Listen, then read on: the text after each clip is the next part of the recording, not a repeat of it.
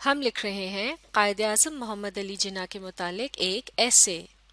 اس سے پچھلی ویڈیو میں ہم نے اس مائنڈ میپ کی مدد سے اپنے ایسے کا انٹرو یعنی شروع کا پیراگراف مکمل کیا۔ اس کے علاوہ ہم نے جن 4 اہم نکات کو اس ایسے میں کور کرنا ہے ان میں سے پہلے نقطے کو ہم نے انٹرو لکھنے کے بعد ایک پیراگراف کی شکل میں مکمل کیا، جو کہ قائد اعظم کے بیک گراؤنڈ سے متعلق تھا، جس میں ہم نے قائد اعظم کی تاریخ پیدائش، ان کے والد کے متعلق اور پھر اس کے علاوہ ان کی تعلیم کے متعلق بتایا۔ اب ہم لکھنے جا رہے ہیں اس ایسے کا تیسرا پیراگراف، جو کہ دوسرے اہم نقطے پر فوکس کرے گا، یعنی اس کے متعلق اس میں لکھا جائے گا، اور یہ اہم نقطہ ہے قائد اعظم کی پرسنالٹی یعنی شخصیت۔ تو جیسے کہ اس مائنڈ میپ میں آپ دیکھ سکتے ہیں، پرسنالٹی کے متعلق لکھتے وقت ہم کن چیزوں کے متعلق بات کر سکتے ہیں؟ ان کی اپیرنس یعنی دیکھنے میں وہ کس طرح سے نظر آتے تھے، اس کے علاوہ ان کی کوالٹیز یعنی خوبیاں جن کا تعلق ان کے کردار سے ہے، اس کے علاوہ ان کا کنڈکٹ یعنی ان کا کردار۔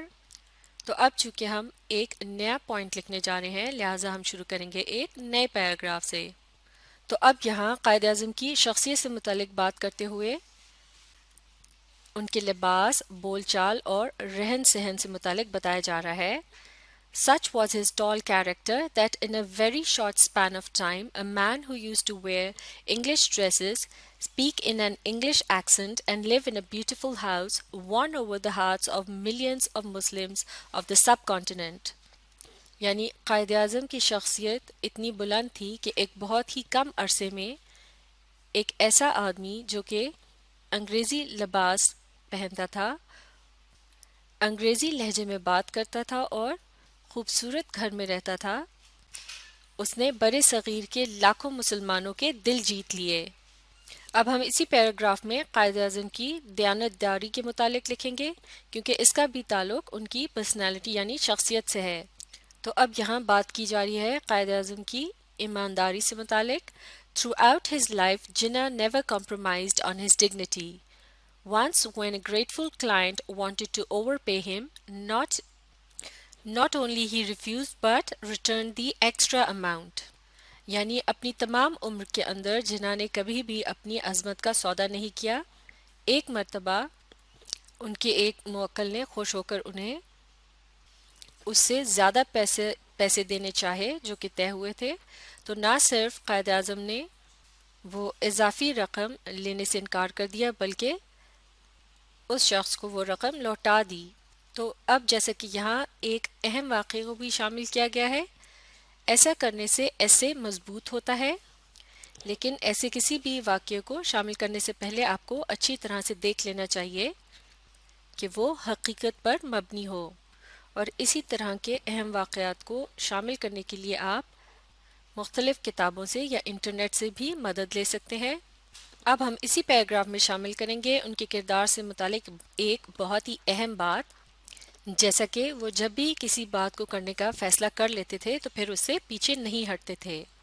تو اس سے پتہ چلتا ہے ان کے کنڈکٹ یعنی کردار کی مضبوطی کا، جیسا کہ اس پوائنٹ کو اب ہم نے ان الفاظ میں یہاں شامل کیا ہے۔ Despite the fact that he knew that he was dying, he never backed out of his quest for the formation of Pakistan. معاف کیجیے گا، formation of Pakistan. He did not stop until he had achieved his goal.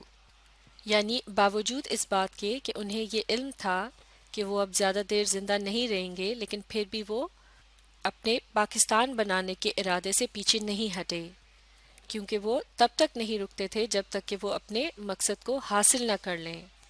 تو اب یہاں ہم نے قائد اعظم کی personality یعنی شخصیت کے حساب سے چند اہم باتوں کو شامل کر کے اس پیراگراف کو مکمل کر لیا ہے۔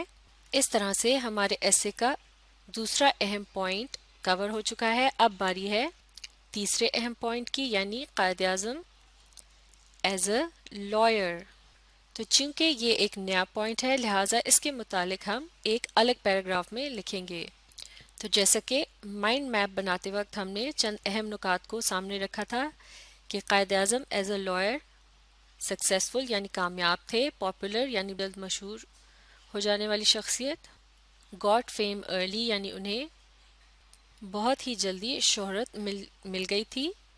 تو ان اہم باتوں کو ہم اب اس پیراگراف میں شامل کر سکتے ہیں. تو اس اہم نقطے کو ان الفاظ میں یہاں کور کیا گیا ہے. جنا joined the Lincoln's Inn in 1893 to become the youngest Indian to be called to the bar. یعنی 1893 میں جنا نے لنکنز ان جوائن کیا جہاں وہ سب سے کم عمر انڈین کے طور پر جانے گئے. 3 years later he became Bombay's most famous lawyer. اور پھر 3 سال بعد وہ بمبئی کے سب سے مشہور وکیل کے طور پر جانے لگے. He formally entered politics in 1905 from the platform of the Indian National Congress. اور پھر 1905 میں انہوں نے انڈین نیشنل کانگریس کے ذریعے باقاعدہ اپنی سیاسی زندگی کا آغاز کیا. He went to England in that year as a member of a Congress delegation to plead the cause of Indian self-government during the British elections. تو یہاں بھی ان کی کامیابی کے متعلق پتہ چلتا ہے کہ جس سال انہوں نے انڈین نیشنل کانگریس جوائن کی اسی سال انہیں اس کے ایک رکن کی حیثیت سے انگلستان بھیجا گیا تاکہ وہ انڈیا کے لوگوں کے لیے ان کی آزادی حکومت کے لیے کوشش کر سکیں. Throughout his career, Jinnah was known as the most remarkable man. یعنی جناح نے جو شعبہ اختیار کیا تھا اس کے لحاظ سے بھی وہ ہمیشہ ایک غیر معمولی شخصیت کے طور پر جانے جاتے تھے. Not even the worst of his enemies were able to point a finger at him. ان کے بدترین دشمن بھی ان پر انگلی اٹھانے کی جرت نہیں رکھتے تھے. تو اس پیراگراف میں ہم نے اپنے تیسرے اہم پوائنٹ کو کور کرتے ہوئے یہ بتایا کہ قائد اعظم کا ایک وکیل کے طور پر کیا کردار تھا. اب باری ہے چوتھے اور سب سے آخری پوائنٹ کو کور کرنے کی، یعنی Quaid Azam as a politician, یعنی قائد اعظم کا ایک سیاست دان کی حیثیت سے کردار. تو اسے اب ہم لکھیں گے ایک نئے پیراگراف میں.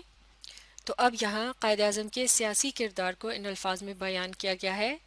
Indian National Congress wanted Hindu Raj in India, so Qaid Azam left the Congress and joined Muslim League. Indian national Congress India میں ہندوؤں کا راج چاہتی تھی، لہٰذا قائد اعظم نے اسے چھوڑ دیا اور مسلم لیگ کو جوائن کر لیا، یعنی اس میں شامل ہو گئے. To get freedom for the Muslims Quaid Azam played a big role. یعنی مسلمانوں کو آزادی دلانے میں قائد اعظم نے ایک مرکزی کردار ادا کیا. He was the only Muslim to stand up and unite all the Muslims together for one cause. یعنی وہ واحد مسلمان تھے جنہوں نے تمام مسلمانوں کو ایک مقصد کو حاصل کرنے کے لیے ایک جگہ جمع کیا. Finally under Muhammad Ali Jinnah's leadership, the Muslims of India won a free homeland on August the 14th, 1947. India کے مسلمان 14 اگست 1947 کو ایک الگ ملک حاصل کرنے میں کامیاب ہو گئے. Before he passed away on September the 11th, 1948, he gave the Pakistanis a last message. اپنی وفات سے قبل جو کہ 11 سپٹمبر 1948 کو ہوئی، قائد اعظم نے پاکستانیوں کو ایک آخری پیغام دیا اور وہ یہ تھا: The foundations of your state have been laid and it is now for you to build as quickly and as well as you can. یعنی آپ کی ریاست کی بنیادیں رکھ دی گئی ہیں اور اب یہ آپ تک ہے کہ آپ اسے تعمیر کریں اور اسے بہت جلد تعمیر کریں اور جتنا بھی آپ سے ممکن ہو اتنا ہی اچھا تعمیر کریں. تو اس طرح سے اب ہم نے اپنے چوتھے اور اہم پوائنٹ کو بھی اس ایسے میں شامل کر لیا ہے جس کا تعلق قائد اعظم کے سیاسی کردار سے ہے. اب باری ہے اس ایسے کو کنکلوڈ کرنے کی، یعنی کنکلوژن کو لکھنے کی. انٹرو کی طرح کنکلوژن بھی مختصر یعنی چھوٹا ہوتا ہے. اس میں اس ایسے کے اہم نکات کو بہت ہی مختصر یا کم الفاظ میں دہرایا جاتا ہے اور اس میں ایک آدھ جملے میں اس ٹاپک سے متعلق اپنی رائے کا اظہار بھی کیا جا سکتا ہے. تو چلیے مل کر پڑھتے ہیں کہ کس طرح سے اس بات کو اس کنکلوژن میں پیش کیا گیا ہے. The founder of Pakistan throughout his life was a hallmark of character. یعنی بانی پاکستان کی تمام طرز زندگی ان کے اعلیٰ کردار کا ثبوت ہے. The youth of Pakistan can learn a lot from his character, his career and his political struggle. یعنی پاکستان کے نوجوان ان کے کردار، ان کے پیشے یا شعبے اور ان کی سیاسی جدوجہد سے بہت کچھ سیکھ سکتے ہیں۔ Let us hope that one day the entire state of Pakistan will live up to the expectations of our great Quaid, our hero۔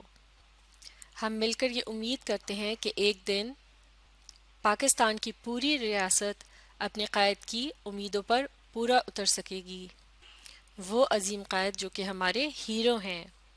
تو اس طرح سے اس کنکلوژن میں تمام اہم نکات کو ایک مرتبہ پھر بہت ہی کم الفاظ میں بیان کر دیا گیا ہے، اور آخر میں ایک خوبصورت انداز میں ایک امید کا اظہار کیا گیا ہے، اور یہ قسم کی دعا بھی ہے جس میں پاکستان کے تمام لوگوں کو قائد اعظم کی امیدوں پر پورا اترتے ہوئے دیکھنے کی خواہش کا اظہار کیا گیا ہے۔ تو اس طرح سے یہ ایسے اب یہاں مکمل ہو گیا ہے۔ اب ہم مائنڈ میپ کو دیکھ کر اس سے چیک کر سکتے ہیں کہ ہم نے تمام اہم نکات کو کور کر لیا ہے۔ شروع میں ہم نے لکھا انٹرو، اس کے بعد ہم نے بیک گراؤنڈ کو کور کیا اور پھر لکھا قائد اعظم کی پرسنالٹی کے متعلق، اس کے بعد Quaid Azam as a lawyer, اور آخر میں Quaid Azam as a politician, اور پھر سب سے آخر میں ہم نے لکھی کنکلوژن۔ تو اس طرح سے اس مائنڈ میپ کے مطابق ہم نے ایک مکمل ایسے لکھ لیا ہے، اور یہ ایسے ایک ڈسکرپٹیو اور نان فکشنل ایسے ہے جسے ہم کیریکٹر اسکیچ بھی کہہ سکتے ہیں۔ تو اس قسم کا ایسے لکھنے کا طریقہ سیکھنے کے لیے آپ اس ویڈیو کو ری پلے کیجیے اور اس کے ساتھ ساتھ پڑھنے، سمجھنے اور لکھنے کی کوشش جاری رکھیے۔